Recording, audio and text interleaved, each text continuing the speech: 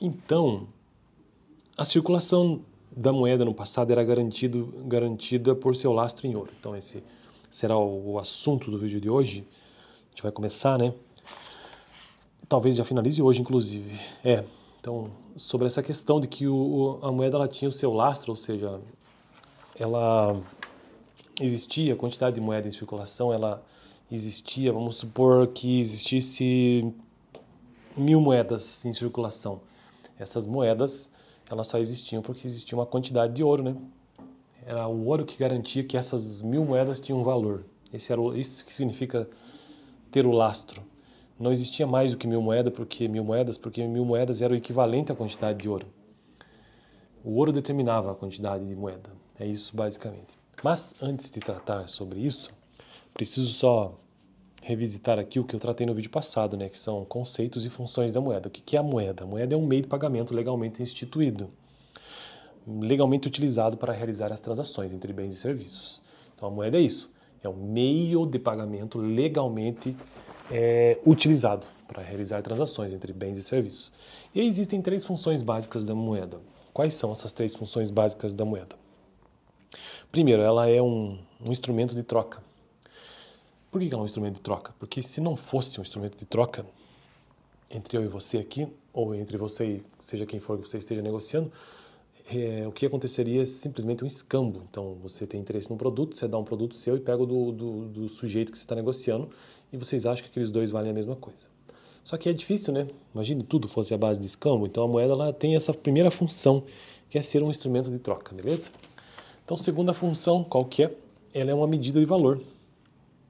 Ela serve como parâmetro para se apurar um valor monetário. Então, ela é uma medida de valor. Uma pequena moedinha vale R$1, por exemplo, né? Uma nota vale R$2. Então, ela é uma medida de valor. Ela é expressa, porque isso facilita a negociação também. E terceira e última função, ela é uma reserva de valor. Ou seja, reserva de valor em que sentido? Eu tenho aqui uma moeda, supondo aqui no meu bolso. Está aqui no meu bolso, ó, reservada aqui, certo? E ela continua tendo valor com o passar do tempo. Tudo bem, tem a questão da inflação, que é uma outra discussão, mas, a grosso modo, essa moeda está aqui e ela está muito bem reservada e ela continuará tendo valor. Então, essas são as 3 funções básicas da moeda. Ela como instrumento de troca, como medida de valor, ou unidade de conta, né? E como reserva de valor. Dito isso, vamos agora então entrar no parágrafo do texto que eu estou seguindo aqui sobre essa questão do lastro em ouro, né? Então, o livro base que eu estou utilizando é esse aqui, ó. Super recomendo, inclusive, Mercado Financeiro, se você quer, do Azaf Neto, ter uma noção básica sobre mercado financeiro e economia e finanças, e investimentos também. Esse é um excelente livro.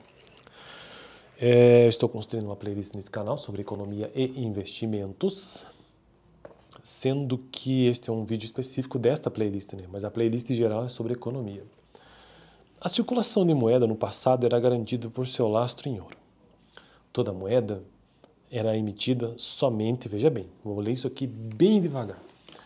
Toda moeda era emitida somente se tivesse seu equivalente em ouro, como reserva. Então, como eu disse no início do vídeo, né, você não poderia emitir moeda se não tivesse uma reserva que falasse, não, essa moeda ela tem valor, porque tem uma reserva por trás, permitindo a sua plena conversibilidade. Com o crescimento das atividades econômicas e consequente expansão dos mercados financeiros, tornou-se inviável lastrear as emissões de moedas em ouro, criando a moeda sem lastro, ou então a moeda que se conhece hoje como moeda fiduciária, garantida por seu aspecto legal. Então, quando existia esse lastro em ouro, isso é uma discussão bem extensa que rola até hoje, inclusive aqui na internet, enfim, até nas diversas correntes teóricas aí, se deveria existir lastro em ouro ou não, e eu sinceramente eu não tenho uma opinião formada sobre isso, eu realmente não sei, tenho essa capacidade de dizer que eu não sei sobre isso, não sei o que seria melhor. O fato é que a argumentação que o autor do livro, que é o Azaf Neto, coloca aqui, ela é simples, né? Porque ele diz que a expansão com o crescimento das atividades econômicas, então já não teria mais como deixar tudo lastreado. Esse é o argumento principal dele. Eu consigo negar isso aqui? Não, né? Mas também consigo provar? Também não. Então, eu só estou aqui para entender que esse é o argumento principal, né? Que a coisa tornou-se tão grande, tão complexa, tão enorme, e a expansão, principalmente dos mercados financeiros, que se tornou inviável lastrear as emissões de moeda em ouro. Mas se você estiver assistindo esse vídeo, o que você acha disso? Será que esse é um argumento realmente plausível? Ou seja, tudo se tornou ainda mais complexo, então não precisa mais de lastro? O fato é que hoje não existe mais lastro, né? Os lastros hoje em dia é o dólar. No fundo, sempre a ideia de lastro continua existindo, né? Só não é ouro. Só que agora a gente está baseado num outro lastro, né? Que é o dólar. E se já não existem mais emissões de moedas em ouro, então o que existe é a criação de moeda sem lastro, ou seja, a moeda fiduciária. A moeda fiduciária, garantida por seu aspecto legal. A moeda fiduciária aqui tem mais relação, inclusive, claro, essa questão do aspecto legal, mas tem a ver com a fé mesmo, né? A crença que as pessoas têm naquela moeda em si. Outra questão que também aqui subentende-se nesse texto que eu estou usando no vídeo de hoje, inclusive, é que moedas aqui não somente como que tenha, vamos supor que a moeda seja de níquel, mas o lastro seja em ouro. Aqui ele também está colocando uma situação específica sobre a própria materialidade da moeda. Também é inviável você, como já aconteceu em outros tempos, a moeda em ouro mesmo, a própria moeda em ouro. Isso já aconteceu, que é o que inclusive ele relata aqui, em outras épocas em que a própria moeda era feita de ouro. Então a quantidade de ouro que existia era o que se fazia de moeda e a moeda valia, ela era o próprio lastro em si mesmo, né? Depois disso veio um outro período em que esse ouro era armazenado e aí a moeda é feita de qualquer outro material.